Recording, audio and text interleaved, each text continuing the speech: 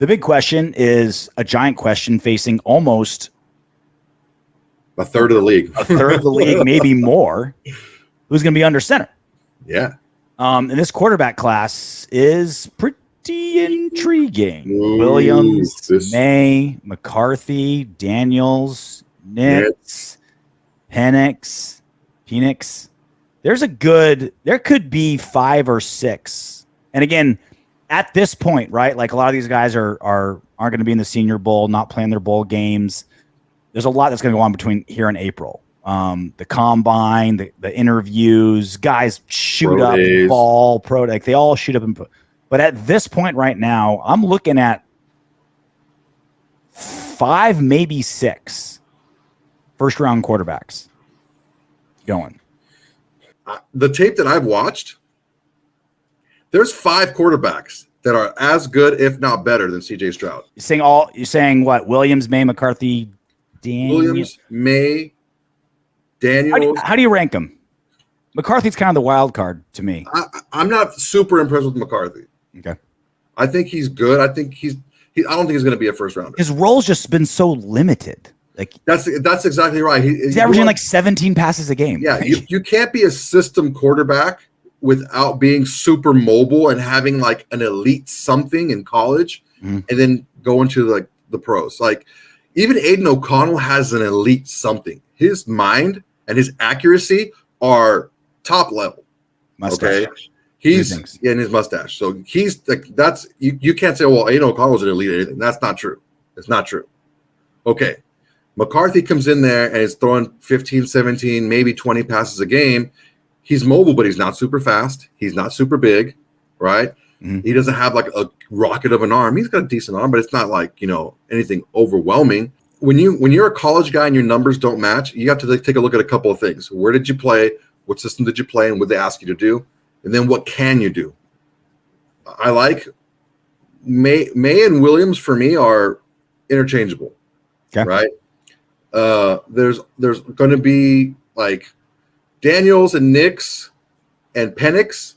Those are the 5 that I feel are as good, if not better, than C.J. Stroud was in college. Is it going to translate to the pros? I think they have a really good shot of doing that. And then there's guys like there's McCarthy, and then a sleeper is that Tulane kid. The Tulane guy, but there's guy's good. There's a sleeper guy from Ward from Washington State. He's a more mobile quarterback, was a big, strong arm, not playing with much, right? At Washington State, but still, decent record, got decent stats. But I have to take a look at. But as those are the 5 that I'm looking at. I'm not super impressed with McCarthy, honestly. Because there's some wild cards, dude. Sanders, if he comes out, Ewers. I don't think he's going to come out. That's the thing. I don't know. That's why I didn't even mention him. Not. There's some wild cards if they do come out. But this is where we're at, right? So right now we're currently 12th pick in the draft.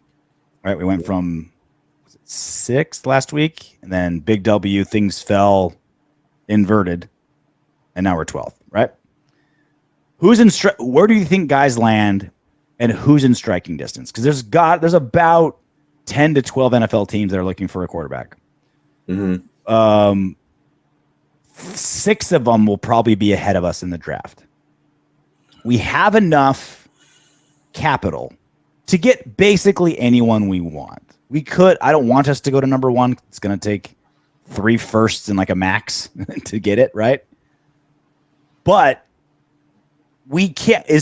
What's the value play, right? Do we want to get to 6 to get Penix? Do we want to, right? Like, is that where we think they're going to go? Do we want to, like, have you thought about this? Have you thought about what we're willing to pay to get to where we want? Because you know how I am, right? I'm a value guy. Like, the draft is, no scout will ever tell you that because it craps on their job, but the draft is rolling dice. Like, there's guys better than others, right? And there's every now and then there's a can't miss dude out there, but we still passed on him. It was still pat, right? Like it's such a roll of the dice, right? So you go as big as you can with correct value without saying like, I know this is the guy, like because you never know who the guy is, but you can take a step up to get into a place where you think, okay, the odds are on our side. I think in the 7 to 9 range, we can get one of those 5 in the 7 to 9 range. Okay. So if we can get up into that 7 to 9 range, if we can get one of those 5. New England. Bears via Carolina. Okay. Bears are probably going to want a quarterback, right? Think they're moving on? Maybe, maybe not. Who knows? They may trade out of that pick. Okay. So let's just say they trade out because they already have a 5th, the number 5, and they want to get for the future. And we hope they trade out because that eliminates two teams from taking a quarterback, right? Yeah. Bears and well, yeah. So it's going to be a quarterback. Whoever picks there, it's going to be a quarterback. Okay. Whether the Chicago stands pat or someone trades up to number 1 and takes a quarterback, that's a quarterback gone. New England's probably going to take a quarterback. But my point is, that's 2 teams out of the running, right? Chicago out and whoever trades out. So we're hoping Chicago's not going to trade out of 1 to pick at 5 a quarterback. Yeah. They'll stay at 1 and get their quarterback. 2 needs a quarterback. 3's not going to take a quarterback. 3's not going to. 4 needs 1. 4 needs 5 1. may come back, right? Maybe they. No, they're not going to trade both of them.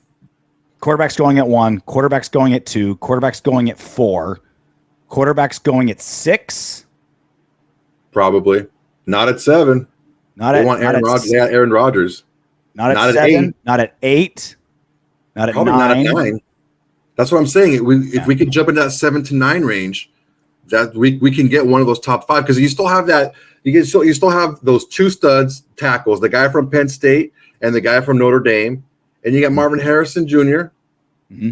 And you got home dude from what's that guy? The other guy from Clemson, Neighbors. Mm-hmm. That guy's a legit receiver too. So there's 4 legit guys that'll be top 10 picks.